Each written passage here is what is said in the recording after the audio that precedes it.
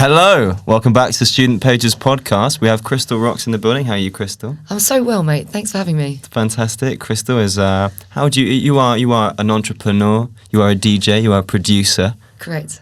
What have you been up to recently? Where have you been spinning? Well, gosh, spinning all over the place, mostly plates.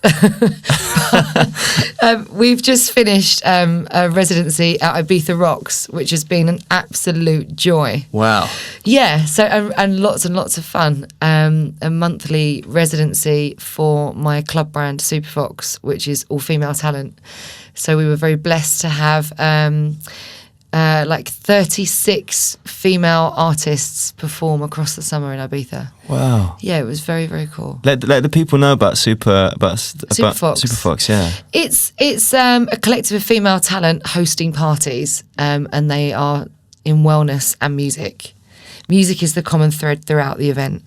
So it's music for yoga, music for HIIT training, boxing, taekwondo, whatever you can imagine, we can supply the music for. And then obviously party in the club.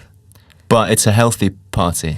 Yeah, it's another way of being on the dance floor that doesn't just mean clubbing with a DJ, because there's another activity, which is sport. Yeah, that makes sense. Yeah. I like that. Mostly for the daytime, right? So like, you know, Ibiza ROXX shows were day parties. So between 2 and 9, we curated the whole party. Must have been nice. Is it depressing to come back here and everything's grey?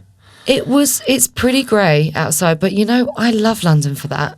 Yeah? I kind of like the fact that you can get your big coat out, it's a bit grey and you can just wrap up.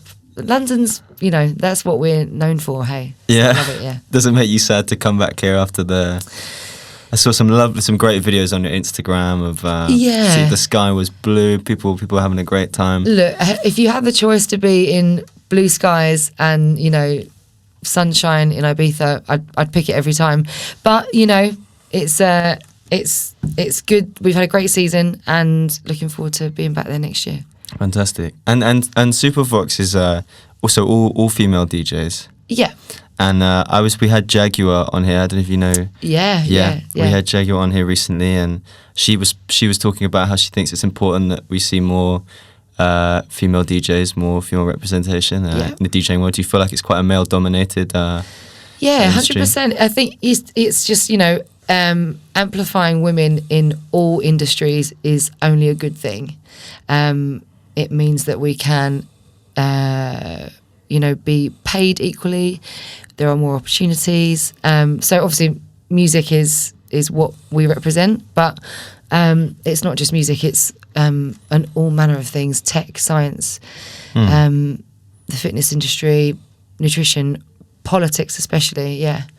So we're using music to amplify women as DJs, artists, and everything else. Amazing. Yeah. And this is just one of your many events. You must be so busy because you do Superfox. You're starting. You're having a new club night on at the Wellington after your radio. Correct. Yeah. We're going to turn. We have a show at Soho Radio, not far from here, every Friday night, 6 till 8, and that is like all the best dance music with some fun, informative guests. So we have a platform for women in music. So we have women in the music industry every week.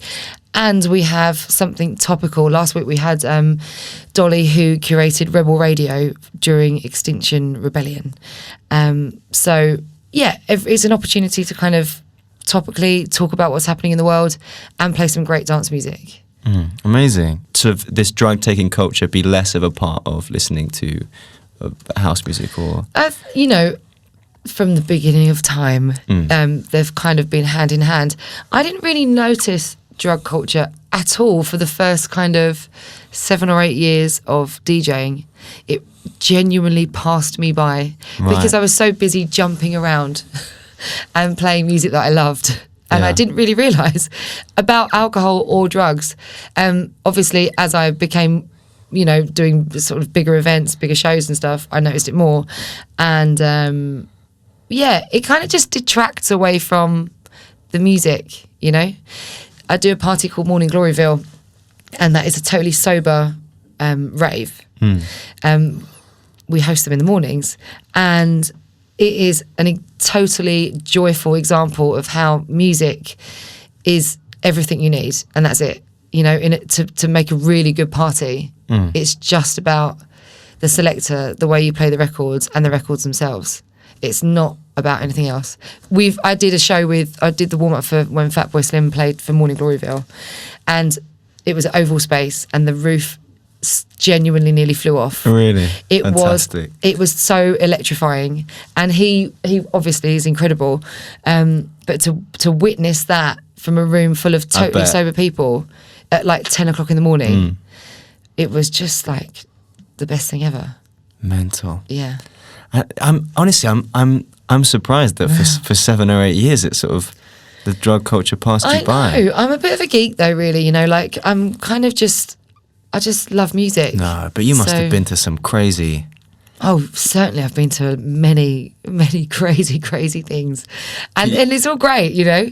Yeah. But I just know that music is the answer, not anything else. Okay. Including things like now being really kind of quite in the fitness industry. Even like your choice of alcohol when you go out, like low sugars is so much better for you. When you know, if you want to party all night, you're better off to do like low sugar drinks, eat well before you go out, that kind of vibe, you know, and then you can really just like lock in, enjoy the music. Love that. Yeah. And when we were talking about Fatboy Slim's set at Oval Space, how long have you been a DJ, by the way? I've been a DJ for about 12 years. Okay, right. So I'm 105. In that 12 years, yeah.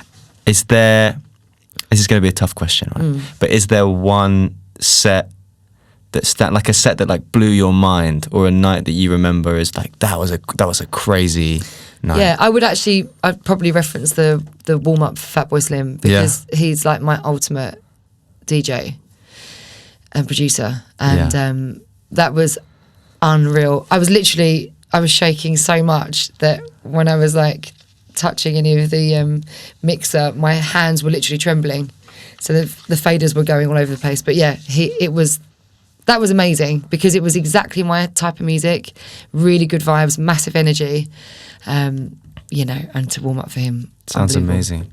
Yeah. And you've warmed up for Fatboy Slim, you've warmed up for Annie Mac, Basement Jaxx, you've warmed up for some amazing people. Yeah, blooming lucky. Yeah, that wasn't really a question. That was I'm just letting you know. Certified. Anyway. Yeah. And you know what though? What's brilliant? I kind of was in the right place at the right time, because conscious clubbing, that community with Morning Gloryville and those kinds of raves, saw a big insurgence of people like Fatboy Slim, Basement Jaxx, Groove Armada, robbed a bank. And, you know, these are all like-minded people who just adore music so much and love that vibe. And I just happened to be like, I mean, I'm so grateful, but they just picked me to all the warm-ups, which was amazing, because there's a big pool of people, you know, that and we're all, you know, we all get to do great, great things. But yeah, I mean, there were some highlights for me. Was it always your plan to be a DJ? No, not at all. I was in musical theatre and television. Okay. For the first part of my 20s. I was actually in a show down here at the Palace Theatre called Spamalot, which was a Monty Python. You were in Spamalot? Do you know it? Of course. Hooray! Of course, Monty Python. Yeah. In Spamalot. It was based on the Holy Grail. Yeah. And it was the funniest thing ever. It was brilliant. So when it first came to the West End, I did that for 2.5, 3 years. And wow, yeah, I did that. I did theatre for a long, long time. That's what I trained in. Yeah. What was your character in? Professional show off. Oh, go for it. Yeah, it's a podcast. Thanks, Dolly. What character were you in Spamalot? Oh, there were like 6 girls, and we just did all the cameos, all the singing, dancing. Yeah, all the brilliant bits. I had to have a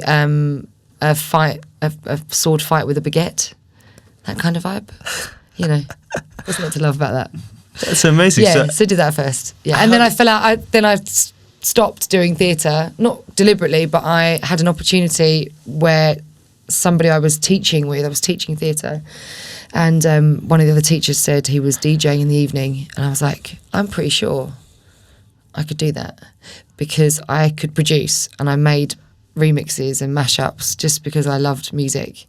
So for the shows, I used to make all the warm-up music, and because it was a wide age group, there were people like Tim Curry in the show, who was like, I don't know, probably early 60s, and then 21-year-olds. I would be doing like mashups of like James Brown and Beyonce, and then and then the opportunity came up. They said, well, there weren't very many female DJs, and his agent was probably keen to have one, so why don't you submit a mix, which I did, and then I started doing the West End circuit. Actually, I opened a club 5 days later with no experience whatsoever. You opened the club? It was having a refurbishment, and it was called Opal, and it was on the Embankment, just under the arch, and they refurbed it, and they said, yeah, you know, this was on the Tuesday, and on the Friday, could you open, are you busy Friday, could you open the club? And I was like, yeah, of course I can. I think I know where that is. Yeah. It was like a, after work kind of thing. Yeah. And what was really interesting was it was like, there was a happy hour, so it was like 6 till 9, and then you'd get a totally different group of people from 9 till 3 in the morning. So you'd basically end up playing the same set twice, like 6 hours worth of mixing. So once I nailed the first one, I used to go into the club and practice every day. Amazing. Yeah, and then I had an opportunity to audition for Head Candy at Ministry of Sound about 2 or 3 years later. And that's it. And then I went on tour for Ministry around the world. And that's when I set up Superfox, because I saw what was going on in India, in Brazil, wherever. And I just thought, we should be making more money for women. This is really rubbish. So let's like teach girls how to mix, because there aren't many of us. That's amazing. I mean, to go from doing musical theatre to opening a nightclub, sort of in a short space of time. Yeah, that's incredible. Have you opened other nightclubs since? Well, every time you do a set in a club, it's like, you're opening it for the first time for you, from the DJ perspective, because right. It's your first experience of being in the club. So just bring your A game every time you go to any venue. Do you have a favourite nightclub? I love Ministry. I love Glitterbox. I don't know if you know Glitterbox, but it's part of the Defected family, and it's like just the best party ever. And I went every time we did a show in Ibiza. That night was a Glitterbox night, so our party finished about 9. We'd all go get ready and then go out to Glitterbox, and it was that's a phenomenal night at High in Ibiza, which is also one of the best venues on the planet. What's it? You must go. Have you been? I've not been to Ibiza. Have you been to Ibiza? No. I've never been. No. What's going on, Finlay? Come on. What? Next year. Sell it to me. Next year. It's like nowhere else on earth. It's just bliss. It's not just about the club culture. There is a whole side of the island. The island itself is, totally beautiful. And there's so many different parts of Ibiza to explore. So every time you go, it's important that, well, when you go, do the parties, of course, but also, check out the island for its beauty, because it's vast. Interesting, because I live with 3 DJs. Do you? I live with 3 techno DJs. Cool, and they have obviously been to Ibiza. No. What? Because I don't know. I have no concept of what it's Leon? Like. Is this in Leon? No, this is I say I live with them. I used to live with them. I was there last night, so I got confused. But fun. Yeah, living there is like being. It's not like being in. It's like being living in your house. Living in our flat is like being in Ibiza. Constant tunes. Yeah, pretty much constant tunes. So you must have like a natural kind of knowledge of music. No, but great. But if you're not listening hard enough, if I'm woken up in the morning by drum and bass, I'm not shocked. Fine. If that was to happen, I actually think I probably should move into your house because I'd really like that. It was my room was right above. Okay, so my flatmate built the DJ console before he built the kitchen table. Of course. So that was the priority. Eating not necessary. Yeah, and he built it right underneath my room, and I was so annoyed because I knew that I would be able to hear. Luckily, our neighbours, either deaf or just very too polite to say anything. But they're probably raving in their kitchens. Probably. They're probably loving it. Like, yes. Hope he turns it up a bit more. I wish it was louder. I don't think so. I think it was a family. I don't know I wonder what that kid's like now. But never been to Ibiza. It's all ahead of you, my friend. Is it one of these places like? It's not one of these places like kind of where you just you go out and it's just kind of. Is the word debauchery? I think debauchery is certainly relevant in Ibiza. Absolutely. Is it that almost kind of place? Almost necessary. Yes, absolutely. Is it like buckets of vodka for €1 or something? Oh, no. It's 15 euros for a bottle of water. So could be further from the truth. But yeah. Oh yeah. Actually that's there's some water initiatives I've heard. I've spoken to a few friends about that are happening next year because they're trying to get Ibiza as sustainable as possible and make water available for free in nightclubs because naturally people are, drinking a lot and such. And so water is necessary. Yeah, that's Ibiza. And it's very hot, and you can't two-step all night without water. Yeah. So yeah, they are trying to make it available in clubs, but they make so much money from it. It's very difficult. I think you should put that because I saw you put one of your own quotes on Instagram. Yes. I think you should put you can't two-step all night without water. Yeah. I might put it on a t-shirt. There we go. But God, Ibiza. It's all ahead of you, my friend, if you want any advice. I'm your girl. Yeah. What's the Ibiza survival guide? Leave. Get on a plane and go home. The Ibiza survival guide is don't miss your flight. Like everybody always does. Really? Everybody always does. Yeah, I mean there must be so many vacant seats on the way back, and also the flights in and out of Ibiza are really odd times. So you can like leave at 1:30 in the morning or arrive at 1:30 in the morning. It has been known, present company included, to go to a very fantastic club called DC10, which is like the club alongside High, and DC10 is an amazing venue, but it's very close to the airport. So I have taken my luggage, many people do, to the club and then go from the club straight to the airport. You take your luggage to the club? Absolutely, yeah, have. Yeah. What's it like in Ibiza for the people that live there? Do they get into it or do they? Yeah, I mean, I think you couldn't avoid. No, perhaps you could avoid it if you lived there. I know, a fair amount of people who live there all year round, and as I said, it's like the island is beautiful. So there's so many other aspects to it aside from the parties. But yeah, I mean, you'd be hard pushed to avoid it totally. And do you have any stories about like a crazy night in Ibiza or something you can tell me? Honestly, I'm so curious. I'm not sure if I could tell any of them. No, please. Have I got any stories from Ibiza? My goodness, I can literally hear all of my friends eking at me. Have I got any stories? Not many I could share, but yeah, normally I'll end up on somebody's shoulders in the middle of the club. Just because, why not? I like to jump around. I can't actually help it. It's I have like activity Tourette's. Yeah. Where I have to just, like I will be the one running around going, have you heard this record? Oh my God, grabbing people, putting them on the dance floor. Yeah, so mostly my stories involve me running around like a lunatic. Fair enough. Yeah. Do you have, when you, because you were talking about, have you heard this record? My flatmates do this all the time. Like, they've got to put something on. Do you have like a track, like an old school track or something you're always excited to drop? Yeah.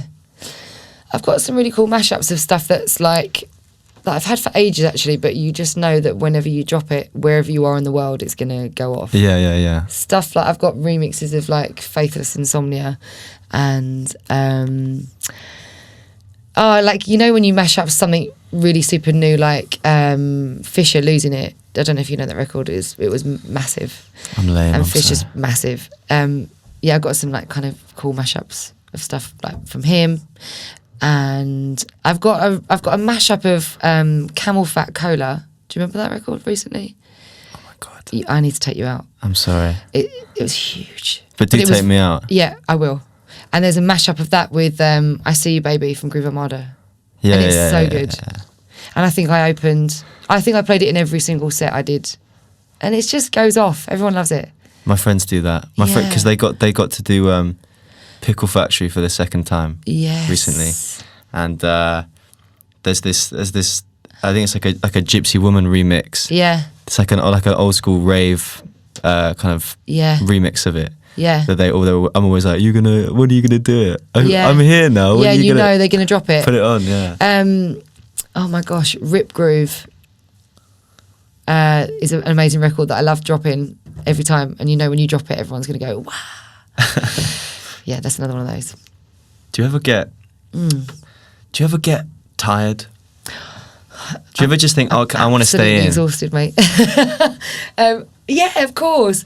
Yeah, I mean, it's a balance, right? I've been doing it a long time now, so you can't just be out all the time. You've got to be doing your yoga mostly. Yeah. And the balance of that is always tricky. I think that is true of anything, because if you love doing something, the tendency is to do it all the time. So thankfully, I love yoga. You can't go wrong with doing that too much. You can't be told off for doing too much of that. But I also like going out, and that is, a hard one to balance. There must have been times where you just became nocturnal. Yes, now. But you still get up for yoga? Yeah, I mean, again, like anything from kind of Thursday through to Sunday is 24 hours, and the first part of the week is recovery at the moment, because we have, club nights we're putting on and radio and loads of really exciting stuff. So yeah, it's a balance, but they are lovely problems to have, balancing what you love. Oh, that's sweet. By the way, did you because this is a student podcast, probably asked, did you go to uni? I didn't go to uni. I went to a performing arts college in Essex, where I'm from. Oh, you're from Essex? I'm from Essex. Whereabouts in Essex are you from? I was born in Romford and I grew up in Billericay. Okay, proper Essex. Proper Essex. None of this Woodford stuff. That's not. Are you from Woodford? No, I went to school in. Did you? In Snaresbrook. I don't know if you know Snaresbrook. Snaresbrook sounds like it's on the tube. It's right next to Wood. Yeah, basically. Doesn't count. Not Essex. Not Essex. Chigwell. Not Essex. Chigwell is Essex. It is. The Loop. Oh my God. The Loop. If you're on the Loop, stuck on that central line, my friend. My God, it's not worth it. I used to have a friend in Grange Hill, and it goes to Hainault and then stops. Okay. And the depot's there, so you have to get on another train. Oh yeah. We had to stop being friends. We had to stop being friends. You never went to Essex again? No, I go back all the time. Do you? Got to go Slug and Lettuce. The Slug and Lettuce. That's not exclusive to Essex, though. I think there's one of those around the corner. Yeah, but it's an Essex. No one cares about it apart from people from Essex. It's mad, the difference, that 50-minute journey from Southend into London. You can physically feel the change as far as you get to, like, as soon as you go through Barking, it's like, oh. Mate, I saw a horse in Barkingside the other day. You saw a horse? Out of the the window of the tube. A horse. Where? On the platform? No, there was of course just some sort of meadow behind the tube station. Because let's not forget, Essex is lush and green and fantastic. Again, it's like debatable. I'm gonna compare Essex to Ibiza and say it's got so much to offer. So whether it's Essex or Ibiza, I mean, yeah, same thing. Yeah. Oh yeah, much the same. I've heard it said, I feel like I'm in Essex. When in Ibiza. No one has ever said that, ever. No, I can imagine this. Never been said until now. You don't see people you know from Essex, and I mean, it must be 50%. Oh my God, yeah. People from Essex. I was, yeah, for sure. I was cycling along Santa Monica Boulevard in LA and bumped into two people from Southend. No way. Yeah.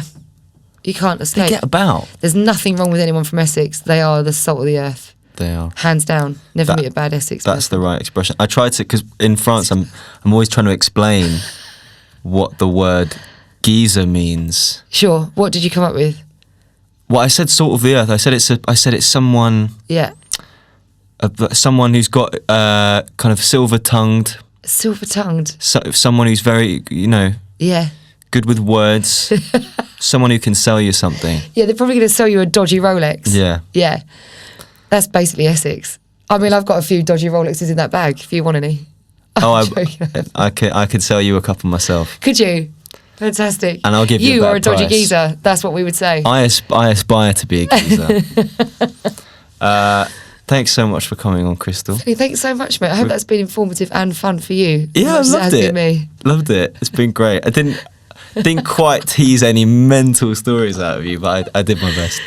Thanks so much. It's been loads of fun. And catch you next time on the Student Pages podcast.